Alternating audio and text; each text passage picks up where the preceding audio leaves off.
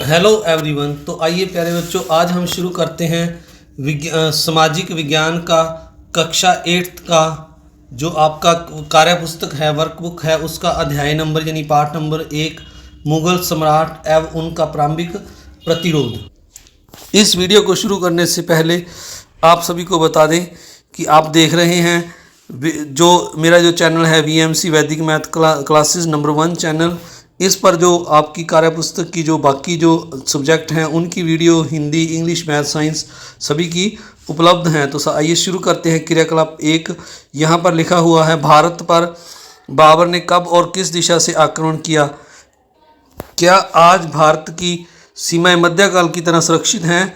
हमारे सीमावर्ती देशों की सूची में कौन कौन से देश शामिल हैं? तो इसका उत्तर यहाँ पर लिखा हुआ है, बाबर ने 1519 ईस्वी से 1526 ईस्वी के बीच भारत पर 5 आक्रमण किए। तो यहाँ पर अ को मात्रा लगानी रह गई है, आक्रमण किए। आज भी भारत की सीमाएं मध्यकाल की तरह सुरक्षित हैं। तो उत्तर में भारत के जो देश हैं नेपाल और चीन, पश्चिम में जो देश हैं पाकिस्तान, पूर्व में म्यांमार और बांग्लादेश और दक्षिण में श्रीलंका देशों की सीमाएं भारत के साथ लगती हैं। तो इसके बाद आगे जो अगला प्रश्न है 2 नंबर प्रश्न, इसमें लिखा हुआ है यहाँ पर, मुगल साम्राज्य विस्तार के विरोध में स्थानीय प्रतिरोध के क्षेत्रों को मानचित्र पर दर्शाइए। तो ये हमारे पास जो भारत का मानचित्र बना हुआ है, इस पर हमने इन देशों की जो स्थानीय प्रतिरोध के क्षेत्र हैं मुगल साम्राज्य के, उनको दर्शाना है। तो ये मेन यहाँ पर राजस्थान, दिल्ली और हरियाणा 3 जो हैं इनको हमने यहाँ पर दर्शा दिया है। तो इसके साथ साथ यहाँ पर हरियाणा में जो मेन स्थल थे कुरुक्षेत्र, कैथल, पानीपत और मेवात, आप इनके नाम यहाँ पर साथ में लिख सकते हैं। तो इस प्रश्न के बाद अगला जो 3 नंबर प्रश्न है अगले पेज पर करते हैं। 2 नंबर पेज पर यहाँ पर लिखा हुआ है 3 नंबर प्रश्न में, मुगलों के खिलाफ हरियाणा में कहाँ कहाँ लड़ाइयाँ लड़ी गई? हरियाणा के मानचित्र पर संबंधित जिलों को चिन्हित कीजिए। तो जैसे मैंने पीछे आपको जो ये ज़िले बताए थे, कैथल, कुरुक्षेत्र, पानीपत और मेवात, इनको यहाँ पर आपने मैप में ये जो मैंने अलग अलग आपके लिए दर्शा दिए हैं इनको यहाँ पर दर्शाना है आपने। कैथल, कुरुक्षेत्र, पानीपत और मेवात को भी आप यहाँ पर दर्शा सकते हैं। इसके बाद आइए अगला प्रश्न करते हैं, क्रियाकलाप 3। तो इसमें यहाँ पर लिखा हुआ है, नीचे कुछ महान विभूतियों के चित्र दिए गए हैं, इनके बारे में अपनी जानकारी के अनुसार 3-3 पंक्तियाँ लिखिए। तो सबसे पहले यहाँ पर लिखा हुआ है राणा सांगा क में ये चित्र दिया हुआ है उनका।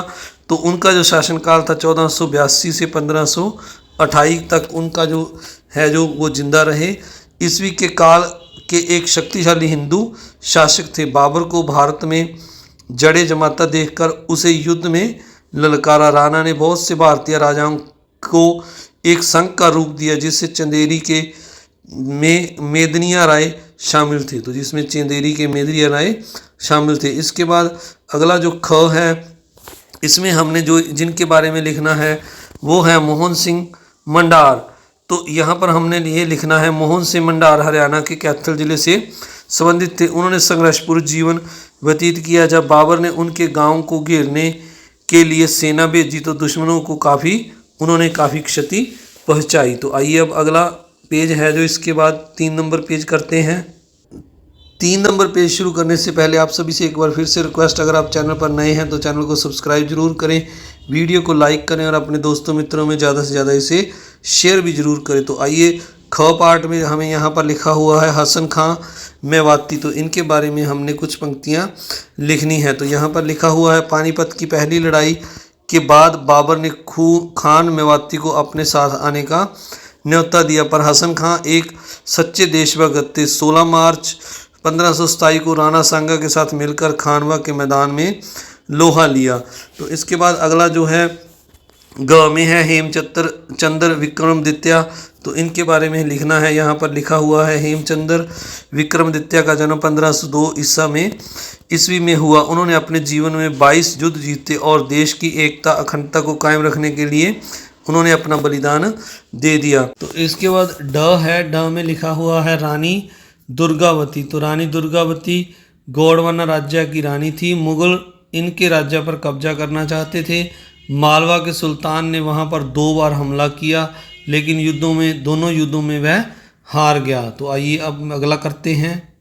तो इसके बाद अगला जो है, जो दूसरा है मिलान, तो यहाँ पर लिखा हुआ है मिलान करो कुंभलगढ़, तो इसको महाराणा प्रताप के साथ मिलाना है। कालिंजर ये जो है दलपत सिंह रेवाड़ी का हेमचंद्र विक्रमादित्य के साथ संबंध था। गाड़वाना जो है वहाँ पर रानी दुर्गावती थी। तो इस तरह अगला जो है क्रियाकलाप 3, इसमें यहाँ पर लिखा हुआ है यदि तुम उस समय भारत देश के राजा होते तो क्या मुगलों आक्रांताओं के खिलाफ क्या कार्रवाई करते। जो मुगल आक्रमणकारी थे उनके खिलाफ आप क्या कार्रवाई करते। तो यहाँ पर जैसे मैंने अपनी समझ से लिखा है, आप भी लिख सकते हैं। मैं आसपास के राज्यों से संधि कर एक विशाल सेना को संगठित करता और मुगल आक्रमणों का प्रतिरोध करता, उन्हें खदेड़ने के लिए बहादुरी से लड़ता। तो अगला प्रश्न है यहाँ पर लिखा हुआ है कल्पना करो, 2 नंबर प्रश्न है, यदि पानीपत की दूसरी लड़ाई में हेम की आंख में तीर न लगता तो युद्ध के परिणाम क्या होते। तो यहाँ पर लिखा हुआ है यदि हेम की आंख में तीर नहीं लगता तो हेम की जीत निश्चित थी, लेकिन एक तीर ने भारत भूमि पर मुगलों के उखड़ते हुए पांव फिर से जमा दिए। तो आइए इसके बाद अगला प्रश्न देखते हैं। यहाँ पर लिखा हुआ है हेमचंद्र विक्रमादित्य का संबंध हरियाणा से माना जाता है। हरियाणा की भूमि पर इतिहास में हुए अन्य राजाओं की एक सूची बनाइए। तो हेमचंद्र विक्रमादित्य हरियाणा के वर्तमान जिले रेवाड़ी के रहने वाले थे। वे रेवाड़ी के कुतुबपुर में आकर बस गए थे। इसके अलावा जो अन्य राजाओं की सूची पूछी है, तो यहाँ पर 2 राजाओं के नाम लिखे हैं, वीर से मंडार कैथल से, हसन खां मेवाती नू में से थे। तो इसके बाद अगला जो 4 नंबर प्रश्न है, इसमें यहाँ पर लिखा हुआ है महाराणा प्रताप के जीवन से देशभक्ति की क्या प्रेरणा मिलती है। तो उनकी देशभक्ति से हमें शिक्षा मिलती है कि हमें भी उन्हीं की तरह देश के लिए कुर्बानी के लिए तैयार रहना चाहिए। तो कुर्बानी कर लीजिए। वे मेवाड़ को बचाने के लिए अंतिम सांस तक लड़े थे और अकबर की अधीनता ठुकराई। हमें भी ऐसे ही वीर और देशभक्त होना चाहिए। तो इसके बाद अगला 4 नंबर प्रश्न है क्रियाकलाप 4, सही उत्तर पर टिक का निशान लगाओ। तो पहले लिखा हुआ है 1 नंबर पर 7 अक्टूबर 1556 को भारतीय इतिहास का वह विजय दिवस आया जब दिल्ली के सिंहासन पर सैकड़ों वर्ष की गुलामी के बाद राजा डैश ने हिंदू साम्राज्य की स्थापना की। तो इसका उत्तर है ख हेमचंद्र विक्रमादित्य। इसके बाद 2 नंबर प्रश्न है, इसमें यहाँ पर लिखा हुआ है गढ़मंडलता की रानी डैश जिसने अपने हाथ में तलवार थामी और रणचंडी का रूप धारण कर धर्म संस्कृति व सम्मान की रक्षा के लिए मुगलों से युद्ध किया। तो इसका उत्तर है रानी दुर्गावती। तो अगला पेज जो शुरू करने से पहले आप सभी से एक बार फिर से रिक्वेस्ट, अगर आप चैनल पर नए हैं तो चैनल को सब्सक्राइब जरूर करें, वीडियो को लाइक करें और अपने दोस्तों मित्रों में शेयर भी जरूर करें।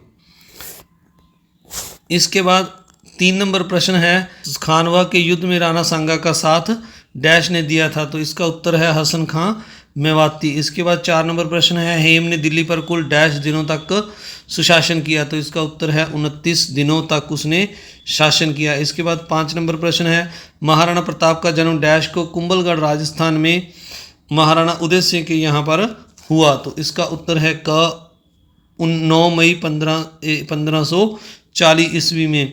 अगला है 6 नंबर हल्दी घाटी का युद्ध डैश को हुआ। तो 18 जून 1576 ईस्वी में।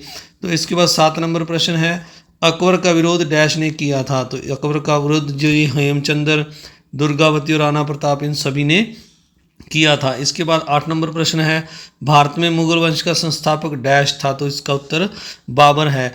शेरशाह सूरी 9 नंबर प्रश्न है शेरशाह सूरी के प्रयासों से मुगल डैश वर्षों तक हिंदुस्तान के मानचित्र से गायब रहे। तो 15 वर्ष तक जो है मुगल भारत के मानचित्र से गायब रहे। इस्लाम स्वीकार न करने पर 10 नंबर प्रश्न है इस्लाम स्वीकार न करने पर बाबर ने डैश को सजाए मौत का फरमान सुनाया था। तो मोहन सिंह मंडार को सजाए मौत का फरमान सुनाया था। इसके बाद अगला प्रश्न है, इसका जो अंतिम पेज है खाली स्थान भरो। तो यहाँ पर पहला लिखा हुआ है हुमायूं की मृत्यु डैश सन डैश में सीढ़ियों से लुढ़क हुई। तो 1556 में। 2 नंबर है हेमू ने अपने जीवन में कुल डैश युद्ध जीते। तो 22। तीसरा प्रश्न है पानीपत की दूसरी लड़ाई सन डैश को हुई। तो 1556 में। 4 नंबर है महाराणा प्रताप सिसोदिया राजपूत को वंश से संबंध रखते थे। तो डैश में सिसोदिया राजपूत भरना है। 5 नंबर है कालिंजर का किला उत्तर प्रदेश के डैश जिले में अवस्थित है, तो बांदा जिले में अवस्थित है। तो आपने इस तरह प्यारे बच्चों इस 1 नंबर लेसन को पूरा करना है। आप सभी का इस वीडियो को देखने के लिए बहुत बहुत धन्यवाद। अगर चैनल पर नए हैं तो चैनल को सब्सक्राइब करें, वीडियो को लाइक करें और अपने दोस्तों मित्रों में शेयर भी जरूर करें। Thank you very much.